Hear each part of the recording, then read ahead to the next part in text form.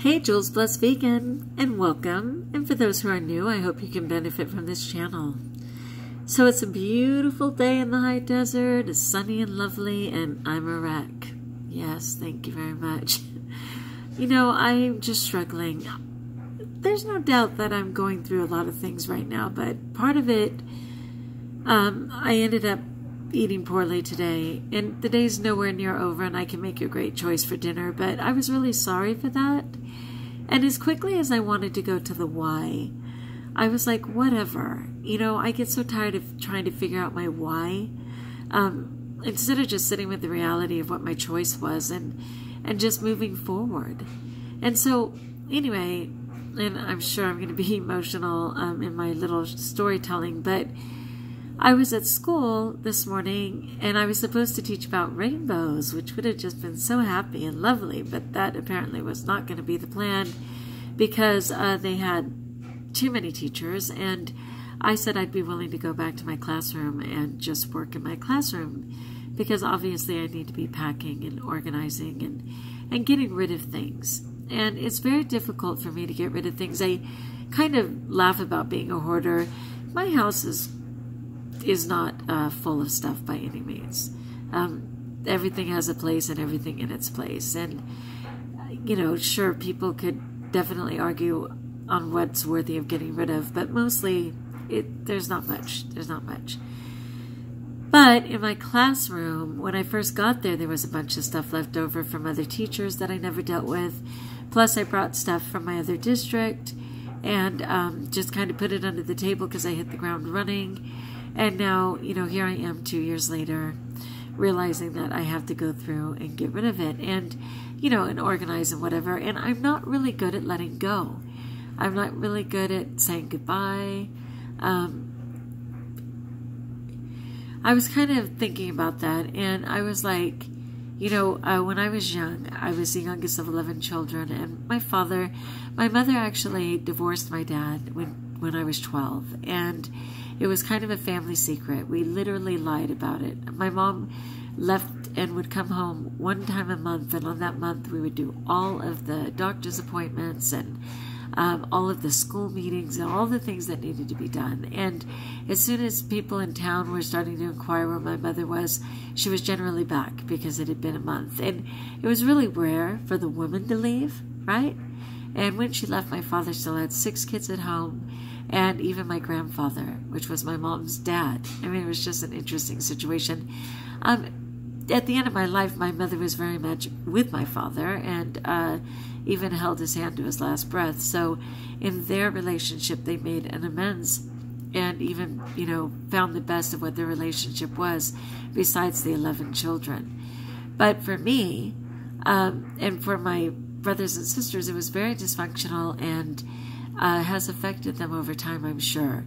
My personal circumstance, though, which is unique to me, was that when my father would get frustrated when I was young, he would always say that he couldn't wait till Juliana turned 18 because he was leaving this blank, blank, blank, you know, outfit. Or he'd say, you know, as soon as Juliana turns 18, I'm blank, blank, blank, blank. And this was just looming over me all the time, and I was scared to death to turn 18. I kept thinking by the time I turn 18, my life is just going to implode. I mean, my father's leaving. I was so scared. Even though it was just a rant for him, it was so real for me. And obviously, because my mother left at 12, which is such an important time for a girl, and then being the youngest, I watched brothers and sisters leave, whether they were going to school or getting married or just leaving out of anger because they were over it.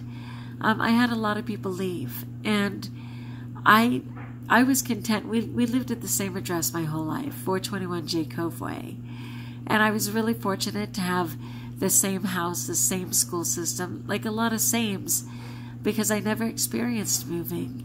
But I was still so scared because of this constant threat.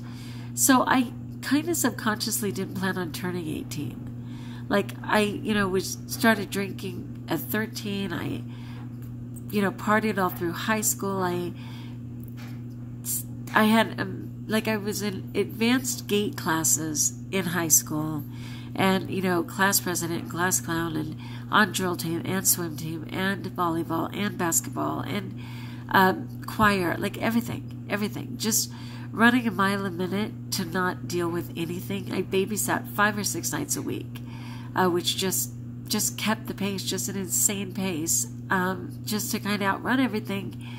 And of course, anesthetizing myself with food, you know, just living triple lives. I mean, at the same time with all of that, teaching religious education, you know, being a Girl Scout leader, being a camp counselor, like all this stuff. I mean, people couldn't even do that many lives. Nobody in town could even believe this superhero kid. And in some ways it was expected. I had a very successful competitive family.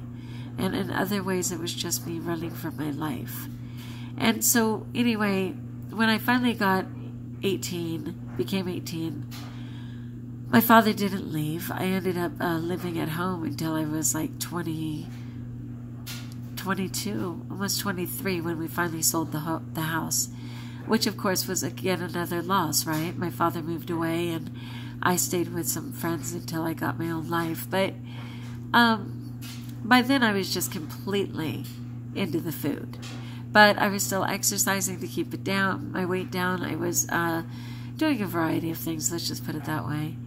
And anyway, so today, when I got out all that stuff and I was trying to, you know, get rid of things, I had a box from my other district. And like students, teachers take pictures every single year. And so I readily said that I weighed, you know, a top weight of 328.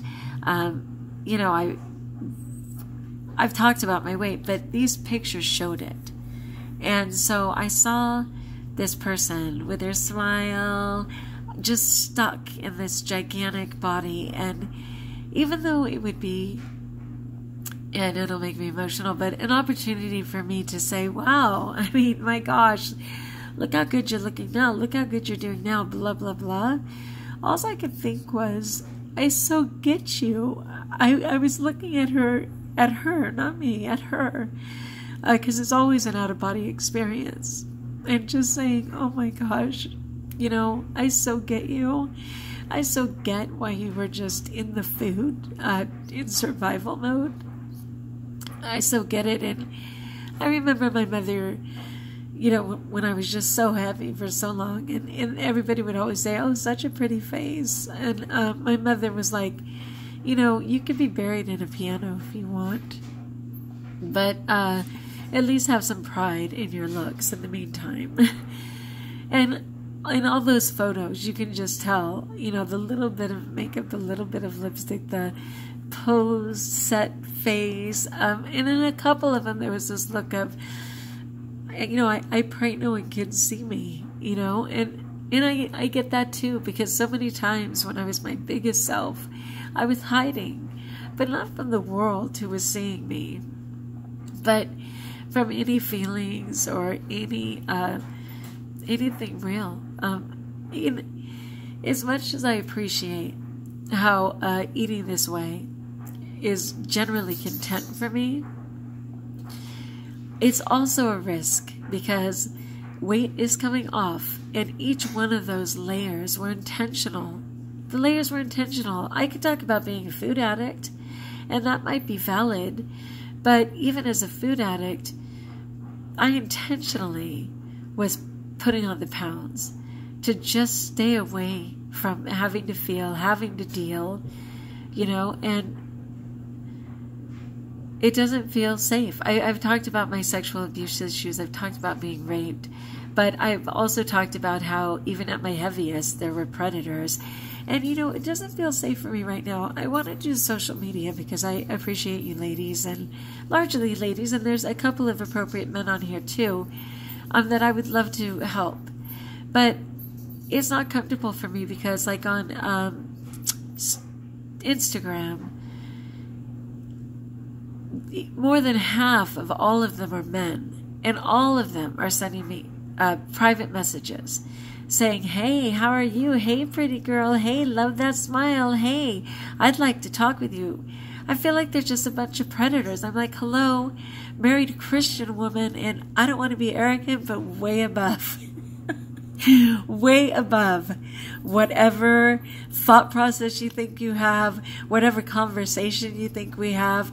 I am doing time on this planet, okay? The Lord has me down here, and I'm stoked to be walking this planet and to have found my husband to do it with, but I am consciously aware that I am down here for an experience on this planet, and that I am not entertaining any of that. And it's like, I don't want to get all righteous because maybe they are benefiting, but as far as I can tell, and no offense to my pig Luna, they're pigs. And I have to keep putting decline, and it's exhausting. And so that was probably another part of this threat, that as the weight's coming off and people are starting to compliment me and notice, and I've been able to wear smaller jeans, I'm having a panic attack.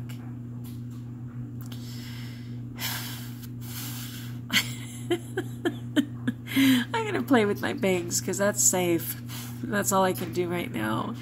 All right, that's all I wanted to say was that, people stay fat for a reason. I'm not going to. I have the courage to let this weight go.